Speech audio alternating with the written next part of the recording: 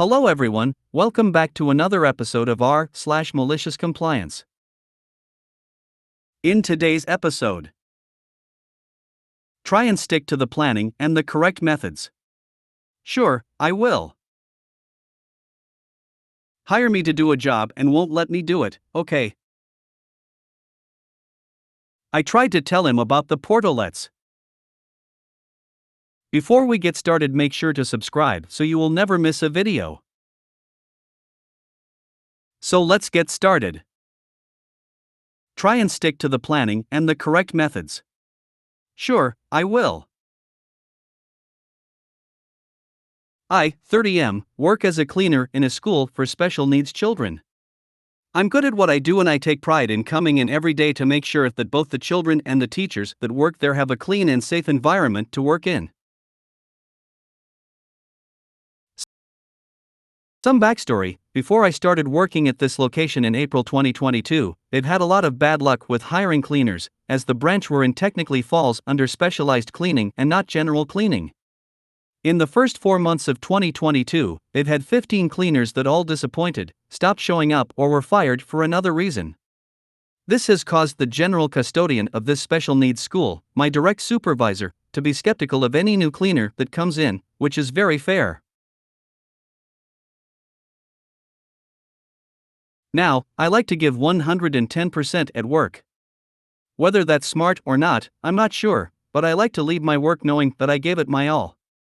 That is why, when I saw the daily/weekly task list and had done an online course on how to effectively clean, I knew that in practice, that would leave a very messy workplace, since not everything would be cleaned correctly.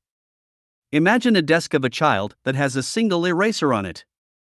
According to my online course from the company, that disqualifies that entire desk for cleaning. I won't be allowed to clean it. Furthermore, if chairs are not at the desk, I'm not allowed to sweep or mop under it. Because it's not the cleaner's job. As such, I've been making some really positive changes to my work schedule, daily/weekly task list, and the way that I do things to not only meet the minimal requirements that my company asks for but also to go above and beyond, be flexible with the teachers, engage with the students, and leave a beautiful workspace. This went great for a while.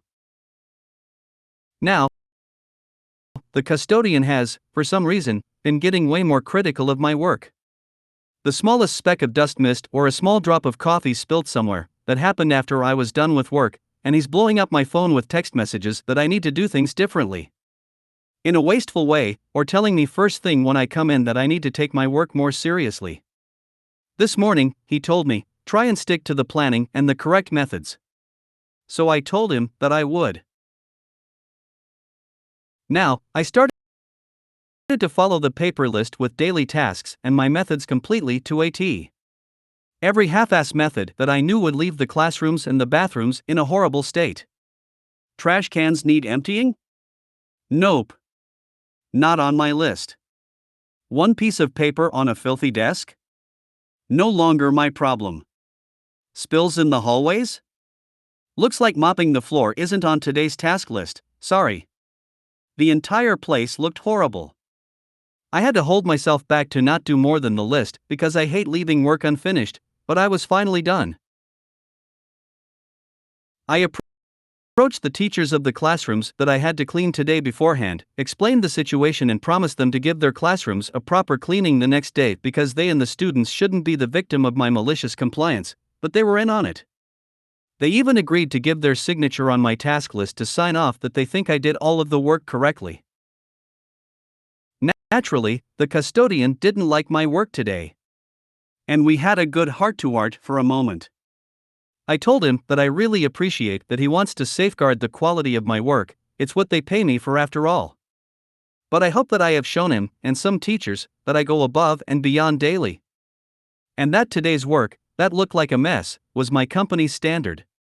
I also let him know that the constant badgering was incredibly unmotivating, it was really putting a damper on my spirits. I told him that I'd be doing my work normally again tomorrow, and he said he appreciated all the work I usually do and that he'd try to be more flexible as well and put more trust in me. All wells that end well, I suppose. I just want to make sure that these special needs children have a clean school to learn, laugh, and play in after all. Hire me to do a job and won't let me do it, okay? I worked in a feed testing lab for years getting through college.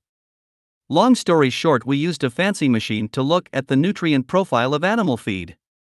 In the 4 years I worked there, I picked up some pretty handy skills, like calibrating this $100,000 machine. I had to leave that job for part of my education, and chose to not go back after that semester due to it being 20 plus miles away in another town.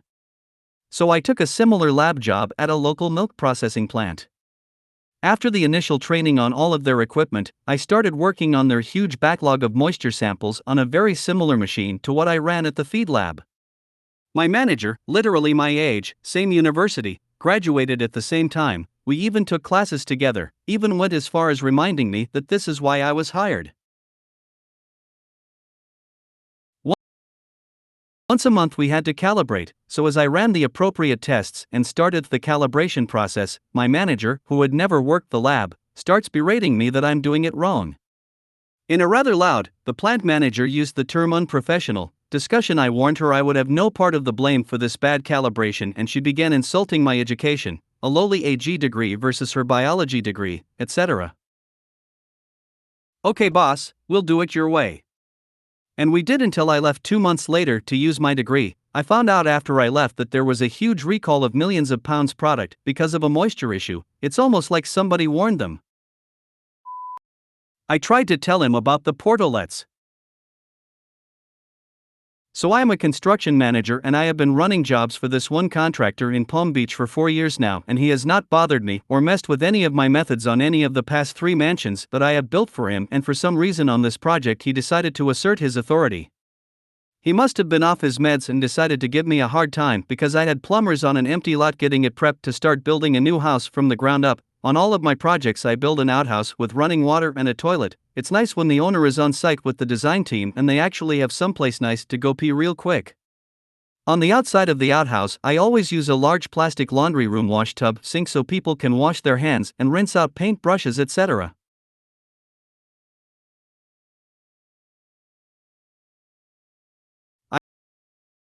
I also have a hose reel with 100-foot hose. It is all very efficient and free, and it is a pleasure to use versus the plastic portalet that we all know smells like sh*t, is full of sh*t, has maggots in it, it's hot as hell, and it's absolutely disgusting with 30 to 40 workers on a job. So for some reason you're not building an outhouse on this job, just call the portalet company and have them deliver tomorrow. I tried to talk some sense into him, but he didn't want to hear it and gave me unnecessary attitude. Maybe he's not getting laid at home. So I said sure, I will call and set it up. The next morning I called and ordered 2 portalets and a wash stand which has fresh water and paper towel holders so you can at least wash your hands when you're done using the restroom. The charge for the 2 portalets and the wash stand is $1,300 per month. It will take me at least a year and a half to finish this project, and this temper tantrum will now cost him $25,000. I tried to tell him and he wanted to be a D*ck, so let's see if he figures it out when he does his end of year bookkeeping. LOL. If you made it to the end of the video, thanks for watching. Don't forget to like, subscribe and share, and we will see you in the next video.